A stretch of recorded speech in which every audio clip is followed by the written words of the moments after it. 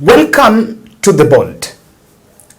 The decision by Captain Traore, Ibrahim Traore from Burkina Faso, to decline the IMF and World Bank assistance is the best thing that can happen to Kenya. And someone is just saying that our prayers are getting answered somewhere in Burkina Faso. Instead, this podcast, I'm going to look at this deep. And I want to look at the two conditions of IMF and World Bank. And you'll understand the justification why the military leader Ibrahim Traore is right to say no to IMF. Very importantly, we'll unpack how this foreign aid coming from IMF and World Bank do not translate to development in Kenya. And of course, it only continues to hurt our economy. Welcome to The Bold. Ibrahim Traore is the recent African leader to tell IMF, no, we don't want your loans. He's refusing to follow the reckless practice of taking billions from international organizations like IMF and World Bank.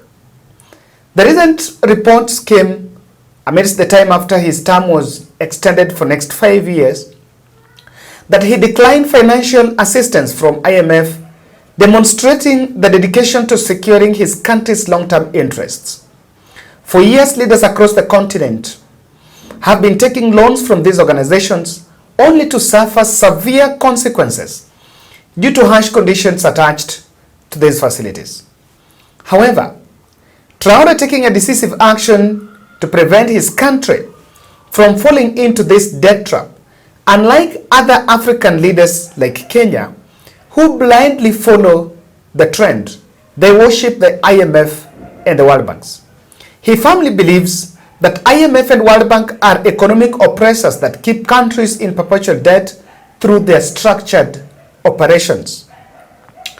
Captain Ibrahim Traore's bold decision to break his pattern is commendable, move that sets him apart with other African leaders. It is worth noting that Traore's rejection coincided with the Prime Minister of Burkina Faso's going live on national television to deliver a lecture on this subject. No one violates freedom of expression as much as Westerners.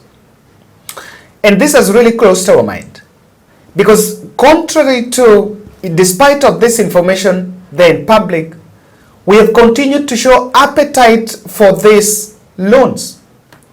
And even after going out in public to try to defend them, these loans have not translated to any tangible development. But I want us to take time and listen to the Burkina Faso Prime Minister, who delivered Ibrahim Traore's message talking about the issue of IMF loans. And it's indeed true that this is not what is the best interest of the continent. And we will speak to contribute to the awakening of conscience, so that the people will never again be duped by adventurers without faith nor law and illusory merchants.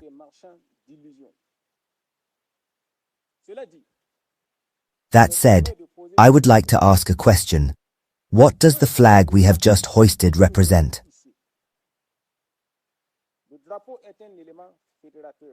The flag is a federative element. It is the symbol of the unity of a people for a cause, the national cause. The flag reminds us each time that above all, there is a nation to defend and promote. The flag reminds us that particular interests, partisan interests, must be able to combine with the general interest.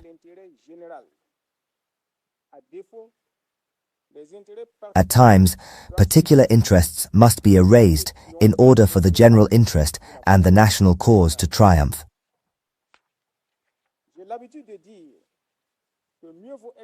I am used to saying that it is better to be poor in a rich and strong state than to be rich in a poor and weak state.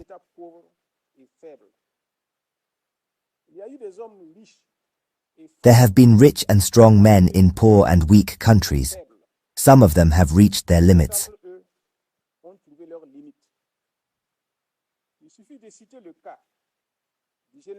It is enough to mention the case of General Manuel Noriega, the all-powerful president of Panama in the 1980s.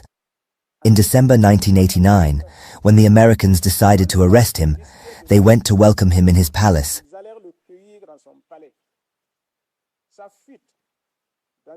His escape into a diplomatic enclave was only a short-lived reprieve for him. The Americans eventually obtained his extradition.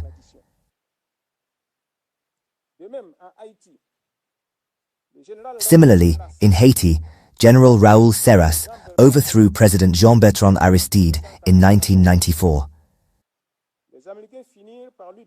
The Americans eventually gave him an ultimatum to leave power. Faced with his refusal to obtain power, the American army evicted him from his palace. They saluted him by taking refuge in Panama. These strong and rich men reigned in poor and weak states. On the contrary, some men who were not particularly rich, but who presided over strong states, were able to face all attempts at recovery or destabilization.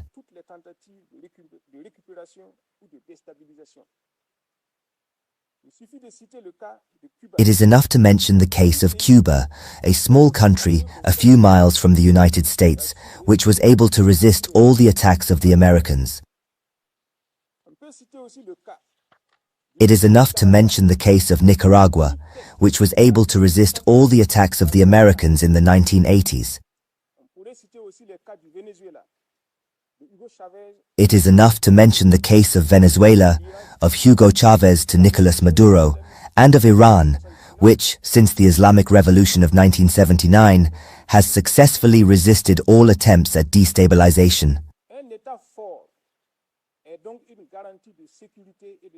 A strong state is therefore a guarantee of security and stability for institutions. It is a factor of development. The current poverty of Black Africa is partly due to attempts to corporalize leaders and destabilize regimes. We can agree that if the revolution of Thomas Sankara had lasted, Burkina Faso could have been put on the development rail in less than 10 years. Ghana, which was a failed and hopeless country, was put on the development rail thanks to President Rawlings' visionary policy of establishing a strong state. To build a strong state, it will be necessary to be able to play out the traps set by the dominators to make our states weak and malleable. Among these traps, there are three that need to be analyzed. These are the so-called respect for human rights, the so-called respect for freedom of expression, and the neo-colonial institutions of modern states.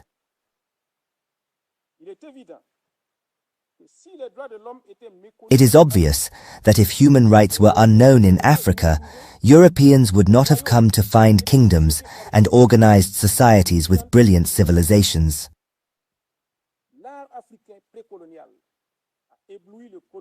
Pre-colonial African art has dazzled the colonizer to the point that he stole works of art to fill his museums and salons of aristocrats and bourgeois. Without an elaborate social organization respecting the rights of each social category, such a result could not have been achieved. Today, human rights are an instrument of control of third world societies in the service of the West. They allow the West to have the guarantee that its local values, some of which are directly financed by the West, others indirectly by distorted procedures, will have all the latitude to carry out in our countries their subversive activities for their own benefit. What activities are intended to infiltrate state apparatus and weaken states for the benefit of the West? In our countries, fundamental rights are not yet satisfied.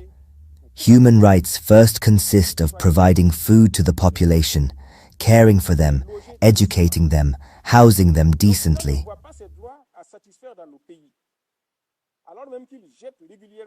The West does not see these rights being satisfied in our countries, even though it regularly throws away its agricultural and industrial overproduction just to maintain and raise the prices of its products. What concerns it is only the assurance that these elements infiltrated in our societies can continue their work of agitation and sabotage for their own benefit in all impunity. When the same rights are violated in the West, it is done in silence, or, at the very least, through simple measures of maintaining order. Everyone knows that in the United States, anyone presumed to be a threat to national security is eliminated without any form of trial. No one will speak of human rights violations. All over the world, the United States gives itself the right to kill or intervene whenever it deems it necessary for their interests. We can recall here the cases of Panama and Haiti, but also those of Cuba in 1901 and 1961, and Vietnam, Iran in 1980, Iraq, and Afghanistan more recently. France is not a remnant. It is the one that has commanded and continues to command coups d'etat in Africa, mainly in French-speaking Africa, without any regard for human lives. It has not forgotten its support for terrorism in the Sahel, which has caused thousands of victims and which continues to haunt our populations.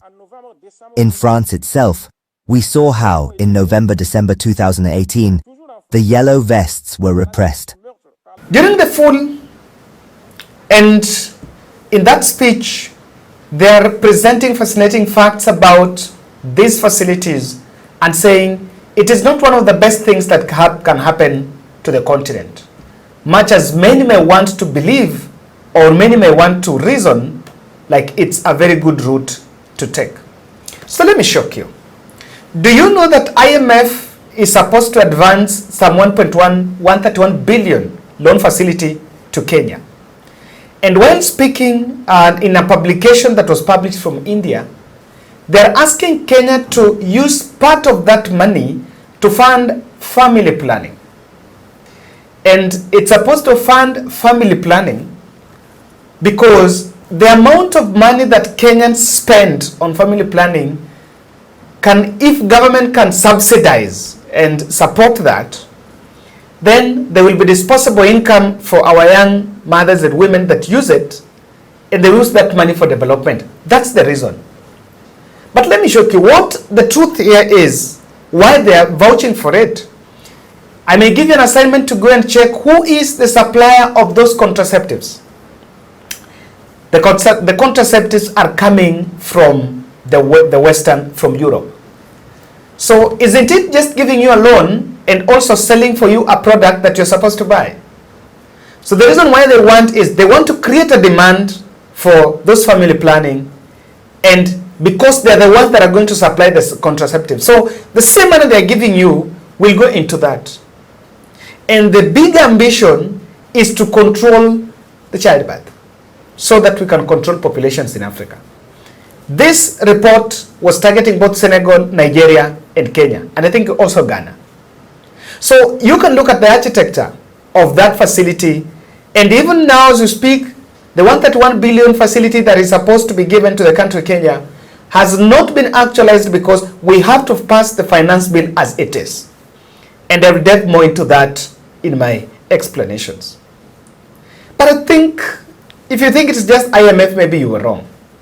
World Bank here are also giving a condition that for them to advance a loan to Kenya, Kenya must actualize the Refugee Act 2021. And what is in that Refugee Act? I want you to understand. The Refugee Act stipulates that all registered refugees will have the right to civil registration and identification. We must give the refugees IDs. Allow them to be recognized as refugees or asylum seekers. They will also have access to permits, enabling them to participate in gainful enterprise and employment, contributing to economic development of their host communities.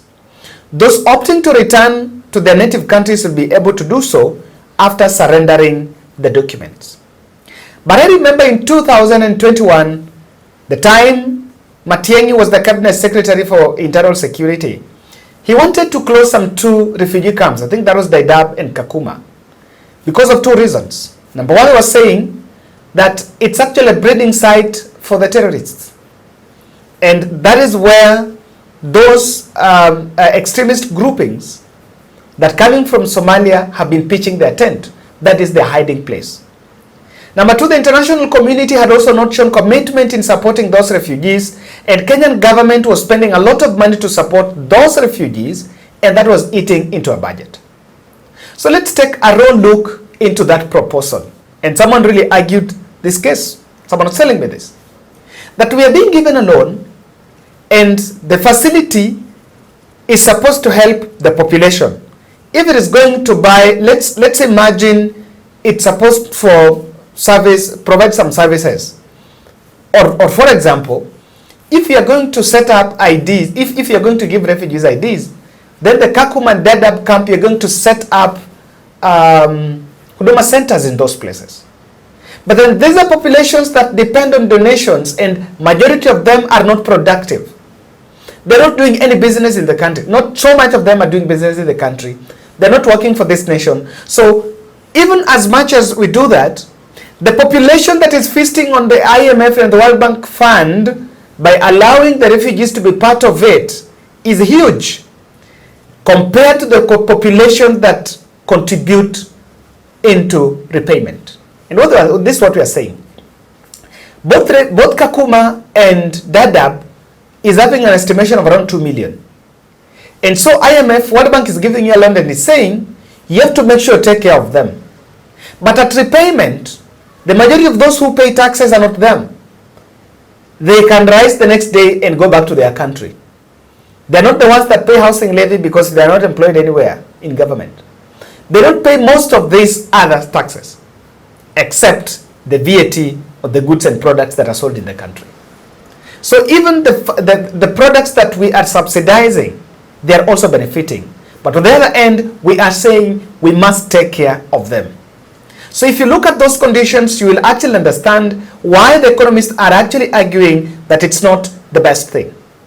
So it is for that reason I support the position by Captain Ibrahim Traore that it's in the interest of Africa to shun these loan facilities, because there is no evidence that has shown that really they translate to tangible development and really change the lives of the people. In real sense, they're actually just debt traps. So let's look at these 4 ways in which these facilities are actually hurting the Kenyan economy. The spiraling debt crisis put the country in perpetual danger, perpetual risk of recession. You're always in debt. Remember, even as a person, if you have debts, you feel insecure, you feel at risk, you feel like you can be auctioned. If you go to a bank and you have a debt of 1 million and you're driving a car, if you don't pay your installation, maybe if you don't pay that monthly installment, you feel like that car will be taken. And that is the situation that it's putting the country. So the country is under intense pressure at whatever time. Any decision you make, if you fail to meet your targets in revenue collection, what crosses your mind is, I'm supposed to collect this revenue to make sure that we can pay the debts. And if you compare the IMF and the World Bank loans and the Chinese loans, you rather go for the Chinese, because the World Bank and the IMF are giving loans for government. They're giving people money in their pockets. And this money they're giving government, people go to party and feast on that money, because corruption is endemic in the continent. So you give the money, you drop the money in the different accounts of the government, and after they reach that money, they get that money, they go on a spending mode. The money is spent on extravagance and the social expending, and then coming in public and telling the public about austerity measures while spending millions to travel to the US. So that is the challenge. If you compare that with China, they're not giving you money. If it is about the SGR, they build the SGR, they toll it and get their money. If it is the Nairobi Expressway, they come, they build that expressway. After building it, they toll it, they recoup their money. So there is less harm in the population compared to the others. Now the second biggest danger is something that we've been hearing the president talking about. And that is why Ibrahim Traore is very right. President Ruto has been singing a chorus in this country that we will subsidize production, but what he's not saying is that we will tax consumption. That statement is not normally complete. He's normally saying we'll subsidize production. But what he's not telling you is that we are going to tax consumption. And that's what economists say, you borrow Peter to pay Paul. Whatever is being said, and remember, look at the imbalance in that policy. Because when you talk about taxing consumption, you're taxing fuel, which is a consumption, and it's the biggest engineer of manufacturing. There is motor vehicle tax, it's still, bread tax is coming, the tax on other commodities, the tax on sugar, the tax on clothes, mtumba. So there is everything that is consumed is being taxed. But on the other side of consumption, I'm only seeing two things. Maybe one, subsidy on fertilizer. That's the only subsidy. So that the cost of hunger can go down simply because that's what the public were raising their voices about. So when you talk about subsidizing production, is it only maize that is being produced in this country? We are subsidizing coffee. Yes, it's in order. Not subsidizing coffee, we are subsidizing rather fertilizer that is supposed to help in production of coffee and the other cash crops, including even maize. But much of that coffee you're subsidizing, you're not selling here. We are exporting it. It's taken out of the continent. So with that policy, the sovereign, or rather the population, is suffering because on the side of the population, they're breaking their backs to pay the taxes. And these taxes cannot be used to buy medicine in the hospital. The taxes cannot be used to buy textbooks for the children in school. The taxes that they are paying cannot be used to pay the doctors, and that's why the doctors alternate yearly. After the doctors on the road, the next time it is JSS teachers that are even yet to be employed, the next time it is some nurses, and the queue changes. So while the sovereign is paying, they're not feeling that much of their taxes. And number three, the IMF structures facilities do not cause more harm because of slow economic takeoff, industrialization. They don't speak about industrialization.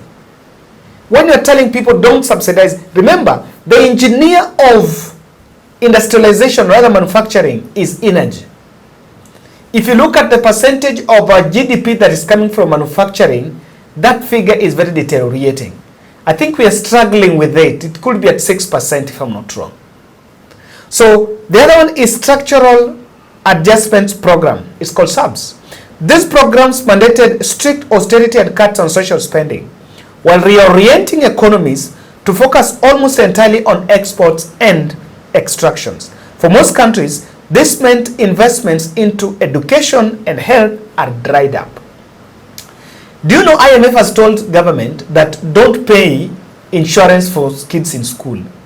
They have also told the government that make sure you reduce money on help. Make sure you reduce capitation, I don't know on what. Make sure you withdraw that Linda Mama. Now, those are services. These are services. But they're emphasizing on what can be exported. So there is a bit of the problem. And it's for that reason why it is in order. And Traore is absolutely right to make that conscious decision that no more IMF in Africa. I agree. I've been reading. The first day I did the history about Ibrahim Traore, I was overwhelmed by the response because Kenyans were raising those questions. Kenyans were raising and were saying, I wish we would have an Ibrahim Traore in the country. Thank you, guys.